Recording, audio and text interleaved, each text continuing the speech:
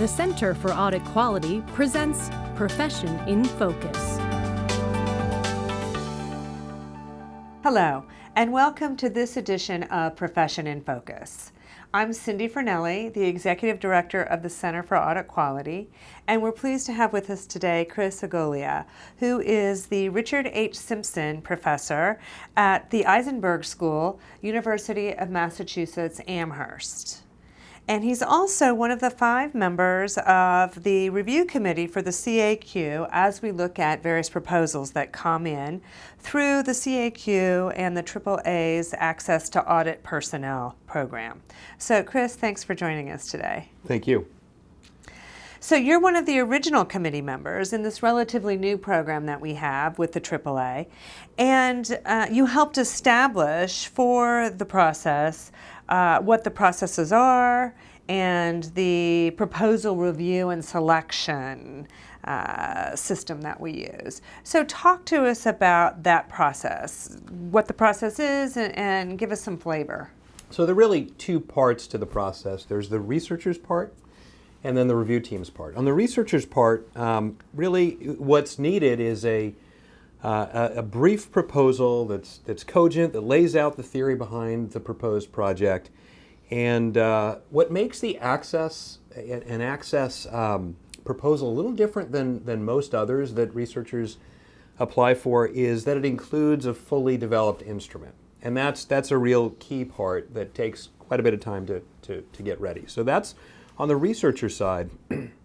On the review side, there are 2 rounds of review. At the first stage, it's an academic review. And the academic team, there are 5 members of the academic team. 2 of them will do an in-depth review of each proposal that comes in. After that, then the full academic board committee will meet to discuss all of the applications that come in.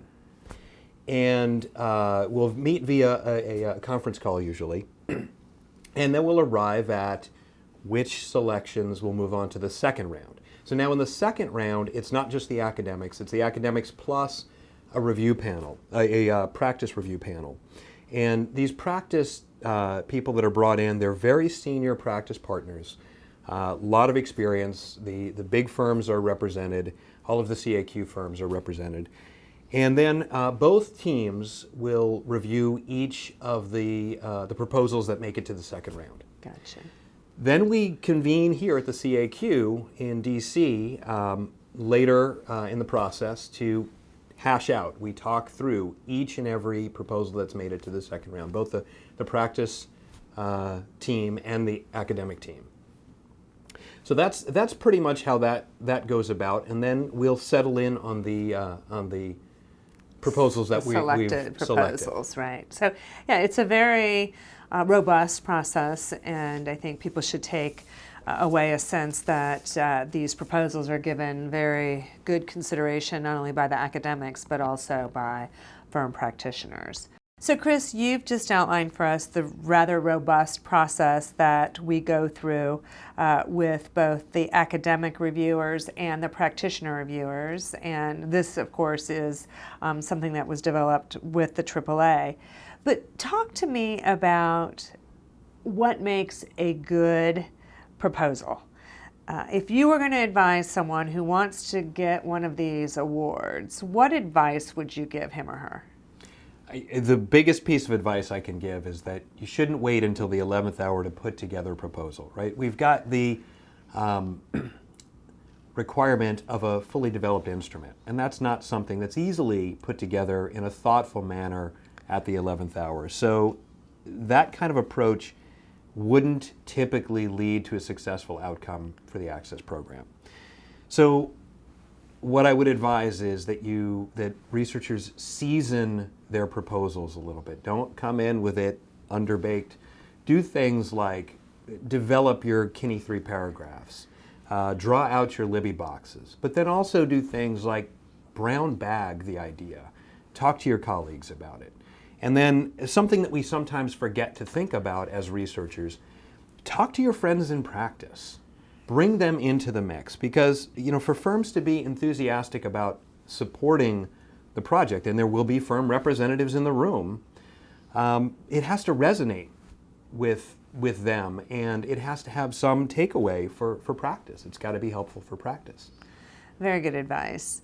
For those of you that don't know what Kenny 3 questions and Libby boxes are, I would direct you to the CAQ's website, where we have a video that explains exactly what those things are. So hopefully all of you know that, but if not, there's resources available for you to find that. So let's talk a little bit about the benefits of going through this rigorous process as opposed to a researcher going on his or her own, right? This is a relatively new project or a new program that the CAQ and the AAA's auditing section has developed.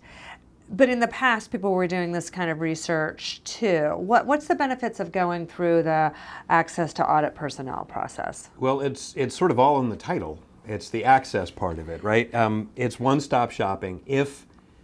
For those of us who have ever tried to do work with audit professionals, it's a big ask of those professionals, and it's not always easy to get all of the participation that we need. So through this program, through Margot and her team, everything is taken care of. All of the participants necessary to run that experiment or that survey, it's all taken care of. And even if you have a strong friends and family network, some people talk about their friends and family network. They go to the firms and they have contacts with the firms. There are only so many times in a given time span that you feel comfortable going. But you can and go to asking the for well. help. Yes. So it's all in the title. It's the access that we can get through the CAQ. Excellent. So I'm going to take a moment and just remind everybody of the 2 programs that the CAQ administers to help people do research. There's the Access to Audit Personnel program that we've just been talking about, but we also have the grant program where once a year the CAQ requests proposals for doing research and will award independent research with grants to help them put out that research. So that too is a process that's available to researchers. And again, all of this information is available on the CAQ's website. So you are free to go there and determine which of the 2 programs is best for the type of research you would like to do. So with that, I'm going to thank Chris for the time that you've spent with us talking about the Access to Audit Personnel program. And thank you all for watching this edition of Profession in Focus.